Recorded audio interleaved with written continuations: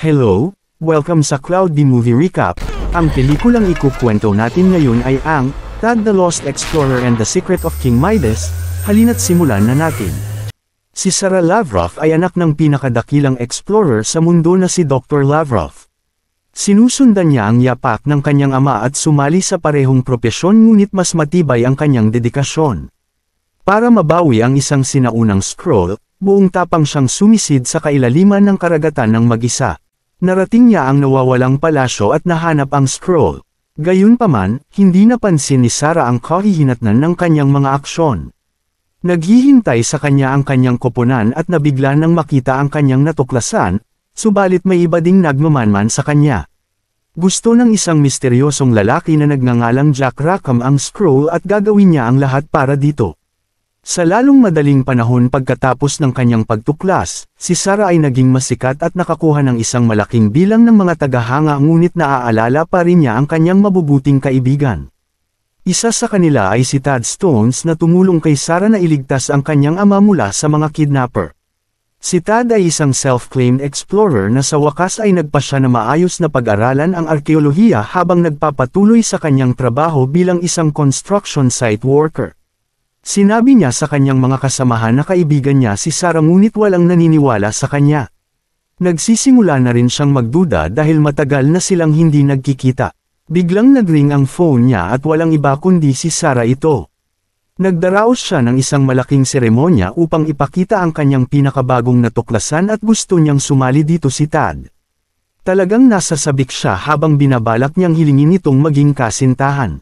Naghanda pa siya ng regalo, ngunit hindi sinasadyang mawala ito sa kanyang mga kamay at halos masira. Nailigtas ni Tad ang regalo, ngunit natapunan niya ang kanyang amo ng semento at natanggal sa trabaho. Gayunpaman, wala siyang pakialam. Gusto niyang mag-focus sa kung ano ang nasa unahan. Umuwi siya at nagsimulang mag-impake para dumalo sa seremonya ni Sarah sa Las Vegas. Biglang may kumatok sa kanyang pintuan at ito ang mommy na nakilala ni Tad sa kanyang huling misyon. Talagang pala kaibigan at mabait ang mommy at pinabayaan sina Tad at Sarah na umalis sa lihim na lungsod. Bilang parusa, ang mommy ay itinapon din sa labas ng lungsod. Wala na siyang ibang mapupuntahan at nagpasya siyang tumira kay Tad. Pilit pa niyang sinasamahan si Tad sa Las Vegas. Sa daan, ipinakita sa kanya ni Tad ang kwintas na dala niya para kay Sarah, ngunit naniniwala ang mommy na tatanggihan si Tad. Si Sarah ay malayo ang estado ng buhay kumpara sa kanya. Dahil dito nawala ng tiwala si Tad at nagsimula siyang magduda sa kanyang desisyon. Nang makarating sa hotel, pinayuhan ni Tad ang mommy na manatili sa taxi habang siya ay nasa seremonya. Nakilala ni Tad ang isang batang babae na nagngangalang Tiffany Mays, siya ang katulong ni Sarah. Pagpasok niya, tumakbo si Sarah para yakapin siya. Talagang nasasabik siyang ipakita sa kanya ang nahanap niya sa karagatan. Ang mahiwagang scroll ay ang papyrus ni King Midas. Gusto ni Sarah na isalin ang sinaunang mensahe, para mahanap niya ang sikat na kwintas ni Midas. Kung umiiral ang kwintas, ganoon din ang gininto ang hawakan ni Midas. Biglang naalala ni Tad ang tungkol sa regalo niya at sinubukan niyang hilingin kay Sarah na maging girlfriend niya. Bago pa niya matapos ang sasabihin, lumapit ang mommy doon at pinutol ang buong sandali. Siya ay nagbibihis para sa gabi sa kanyang pinakapaboritong suit, ngunit tila walang nakakapansin sa kanya. Dito nga ay napagtanto niya, sa marangyang kaganapang ito, ang kanyang damit ay pang-waiter pala. Ang kawawang Tad ay nawala ang huling bahagi ng kanyang kumpiyansa, ngunit huminto pa rin upang makita ang pagtatanghal ni Sarah. Pumunta siya sa stage at iniharap ang papyrus. Samantala, may mga kaina-hinalang aktibidad ang mga waiter. Namamahagi sila ng usok sa kanila at nagbibigay din ng isa kay Tad na napagkakamalang waiter.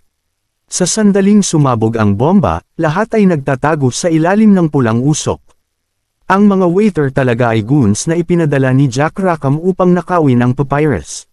Sa sandaling makuha nila ito, kinuha ng tapat na loro ni Sarah na si Belzoni ang papyrus. Pumunta din si Tad at ang kanyang asong si Jeff para tumulong. Ang papyrus ay patuloy na inihagis dito at kalaunan ay napunta sa entablado. Huminto ang isang helicopter sa itaas mismo ni Sarah at may bumaba mula rito. Si Jack Rackham ito, kinuha niya ang papyrus at inutusan ang kanyang mga tauhan na kunin si Sarah. Umalis na silang lahat at walang magawa si Tad para pigilan sila. Gayunpaman, handa siyang subukan ang kanyang makakaya sa pagliligtas kay Sarah. Alam niyang ninakaw ni Jack ang papyrus para mahanap ang kwintas ni Midas. Kung gagamitin niya ang impormasyon sa kwaderno ni Sarah upang mahanap ang kwintas bago ang mga goons, mauuna siya ng isang hakbang kay Jack at magtatagumpay sa pagliligtas kay Sarah. Ang isa sa mga piraso ng kwintas ni Midas ay sinasabing nasa pulang templo ni Baal. Hindi nababasa ni Tad ang mga sinaunang sinulat sa notebook ngunit sa kabutihang palad ay alam ng mommy ang lahat ng ito. Isinalin niya ang mga ito at nalaman ni Tad na ang mensahe ay nagpapahiwatig patungo sa isang lugar na tinatawag na Alhambra sa Spain. Napakalayo nito ngunit handa na si Tad para sa kanyang susunod na pakikipagsapalaran. Samantala, pinilit ni Jack si Sarah na sabihin sa kanya ang lokasyon ng pulang templo ni Baal. Nang tumanggi siyang gawin ito, tinurukan siya ni Jack ng isang espesyal na formula sa pagsasalita ng katotohanan.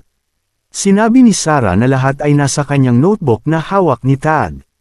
Matapos makuha ang pahiwatig, agad na ipinadala ni Jack ang kanyang mga tauhan upang hulihin si Tad. Gusto niya talaga makuha ang necklace, ito ay hindi lamang tungkol sa kayamanan. Ang kapangyarihan ng Midas ay higit pa sa kayamanan. Ito ang kapangyarihan ng mga Diyos na pamunuan ng mundo at gusto ni Jack ang lahat ng ito para sa kanyang sarili. Sa kabilang banda, naabutan ni Tad ang flight papuntang Spain kasama ang mommy at si Tiffany.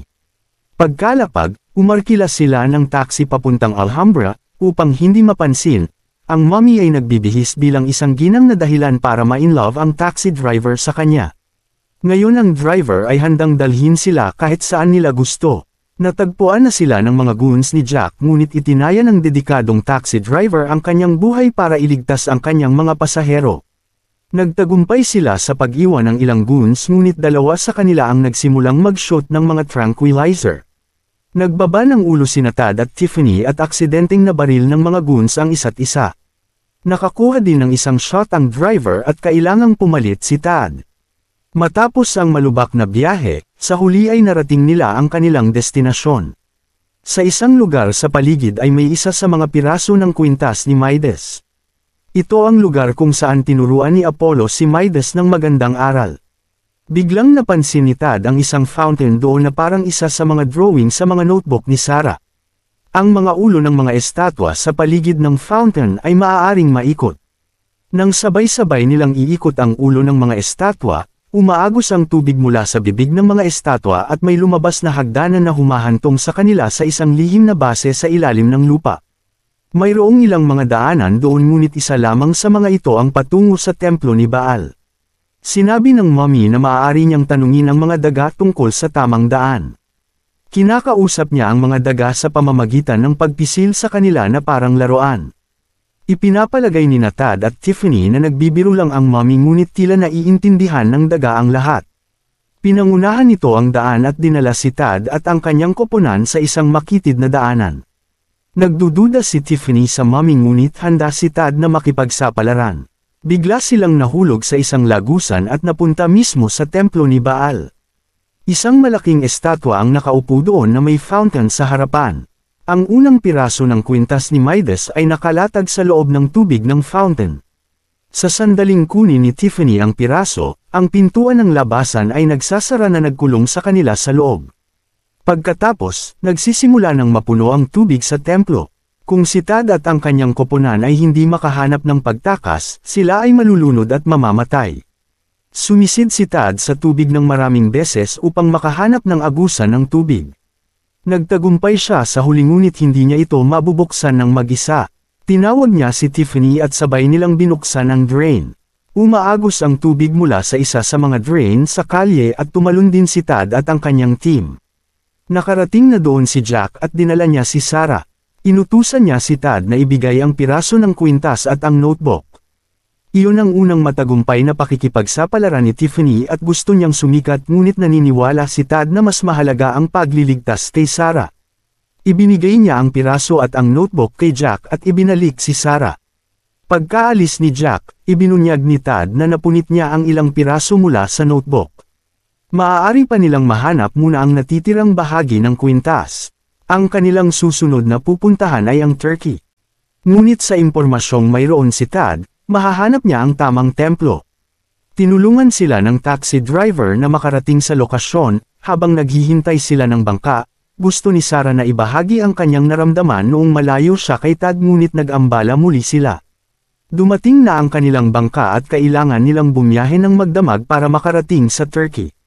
Nakaramdam ng stress si Sarah at lumabas upang makipag-usap sa mommy. Ang nakakatawang mukhang mommy ay talagang may ilang seryosong payo. Sinabihan niya si Sarah na itigil ang pag-iisip ng labis at kumilos para sa kanyang ninanais. Naiintindihan ni Sarah at nagpa siya na ipagtapat ang kanyang nararamdaman kay Tad. Samantala, ipinakita ni Tad kay Tiffany ang kwintas na dala niya para kay Sarah. Dahil dito, medyo naiinggit si Tiffany kung paano nakukuha ni Sarah ang lahat sa kanyang buhay. Hiniling ni Tiffany kay Tad na isuot sa kanya ang kwintas para lang makita ang hitsura nito.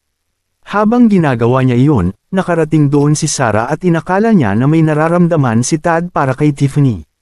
Kinaumagahan, nakarating sila sa Turkey ngunit parang malungkot at bigo si Sarah ngunit hindi siya umimik sa nakita niya kagabi. Nagtago sila mula sa mga goons ni Jack at nagmaneho papunta sa disyerto upang hanapin ang templo. Malapit na ang gabi kaya mas mabuting maghiwalay at hanapin ang templo. Si Tad at ang mommy ay gumawa ng isang team habang si Sarah ay kasama si Tiffany. Sa daan, binanggit ni Tad ang mga pagbabago sa ugali ni Sarah ngunit hinihikayat pa rin ng mommy na ipagtapat ang kanyang nararamdaman sa lalong madaling panahon. Hindi niya kailangang maging isang sikat na tao para patunayan ang kanyang pagmamahal. Ang kanyang mga inosenteng salita ay nagpapakita kung gaano kalinis ang kanyang puso. Biglang napansin ni Tad ang mga tauhan ni Jack na tumitingin sa isang templo. Pagkaalis nila, tiningnang mabuti ni Tad at napagtanto niyang ito ang templong hinahanap nila. Ang mommy ay nananatili sa labas upang bantayan ang kaaway habang si Tad ay nakapasok sa loob ng templo. Ang pangalawang piraso ng kwintas ay nakalagay sa harap mismo ng isang malaking rebulto ngunit ang isang ito ay mayroon ding bitag. Sa sandaling kunin ito ni Tad, isang makintab na gintong alikabok ang nagsimulang tumaas at kumalat sa paligid. Buong lakas na tumakbo si Tad at lumabas ng templo sa tamang oras. Pagtingala niya, nakita niya ang isang bundok na kamukhang kamukha ng simbolo ni Midas. Nakiisa siya kay Sarah at ipinakita sa kanya ang pangalawang piraso. Tinuro rin niya ang bundok na kanyang natuklasan. Hindi ginawa ni Midas ang huling handog sa isang umiiral na templo, gumawa siya ng bago para kay Apollo. Doon niya pinagsisihan ang kanyang mga pagkakamali at hiningi ang buhay ng kanyang anak na naging isang gintong estatwa dahil sa kanyang kapangyarihan. Ang ikatlong piraso ay dapat nasa templo ni Apollo. Parehong excited sina Tiffany at Tad pero iba ang opinyon ni Sarah. Iminumungkahi niya na hindi nila dapat hanapin ang huling piraso at dapat ding sirain ang pangalawang piraso. Kung mapapasa kamay ni Jack ang kwintas ni Midas, siya ay hindi matatalo. Ang kwintas ay may mga kapangyarihan ng mga Diyos na hindi para sa mga mortal. Tutol si Tiffany sa ideyang ito. Isinapanganib nila ang kanilang buhay at ginawa ang pinakamalaking pagtuklas sa kasaysayan. Sumasang-ayon din si Tad kay Sarah ngunit bago nila masira ang piraso, ninakaw ni Tiffany ang piraso at tumakbo palayo. Dinadala niya ito kay Jack dahil gusto niyang mapabilang sa nanalong koponan. Samantala, nagpa siya si Sarah na hanapin ang ikatlong piraso at sirain ito bago ito makuha ni Jack. Gusto siyang tulungan ni Tad ngunit sa pagkakataong ito ay gusto niyang mag-isa. Bumalik si Tad sa mommy at pinagalitan dahil sa pagiging tanga. Sinabi ng mommy na hindi niya nakita ang sinuman na may ganitong karaming na bigong pag-amin ngunit hindi pa niya nakita ang isang tulad ni Tad na naglakbay sa buong mundo para sa pag-ibig. Nagsumikap siya para mailigtas si Sarah sa ngayon ay mas kailangan siya nito. Matapos maglakbay sa mga bundok na nalalatagan ng nyebe, sa wakas ay narating ni Sarah ang templo. Ngunit dumating din si Jack kasama si Tiffany at ang kanyang mga goons. Lumapit si Tad para tumulong pero nahuli din siya. Sa loob ng templo, mayroong isang malaking estatwa ni Apollo at isang kabaong.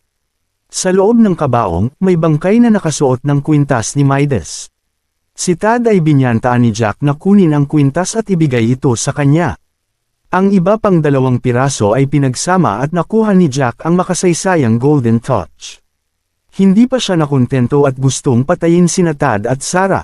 Sinusubukan nilang magtago habang ginagawang ginto ni Jack ang lahat ng nakikita niya. Kinuha ni Tad ang pilak na plato ng mummy at ginamit ito bilang pananggalaban kay Jack. Ang masamang tao ay nagpapatuloy sa pag-atake kay Sarah, at nang makita ni Tad ito ay tumalon siya upang tulungan siya. Ang templo ay nasisira at si Jack ay nabagsakan ng isang bumabagsak na tipak na bato. Agad na pinuntahan ni Tad si Sarah ngunit nahawakan na siya ni Jack. Nagiging ginto ang kanyang katawan at bago iyon ay gusto niyang aminin kung gaano niya kamahal ang mga panahong kasama niya si Tad. Ngunit nais ni Tad na gugulin ang natitirang bahagi ng kanyang buhay kasama siya. Pilit niyang hinahanap ang kwintas para tuluyang sirain ngunit huli na ang lahat. Naging estatwa na si Sarah. Hiniling ng mummy kay Tad na umalis sa templo bago ito gumuho ngunit nais ni Tad na mamatay kasama si Sarah. Ang kanyang walang pasubaling pag-ibig at pagpayag na isakripisyo ang kanyang sarili para kay Sarah ay hinangaan ng mga Diyos at ang ginto ay inaalis sa katawan ni Sarah, dahil dito nabuhay muli si Sarah. Pagka-uwi, nagsagawa ng malaking salo-salo si Tad sa kanyang lugar at inimbitahan si Sarah.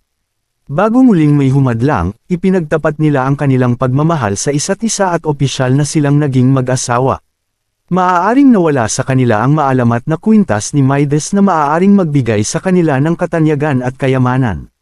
Ngunit nakuha nila ang tunay na pag-ibig at walang yaman ang maihahambing doon. Dito na nagtatapos ang pelikula. Salamat sa panunood hanggang sa susunod na video.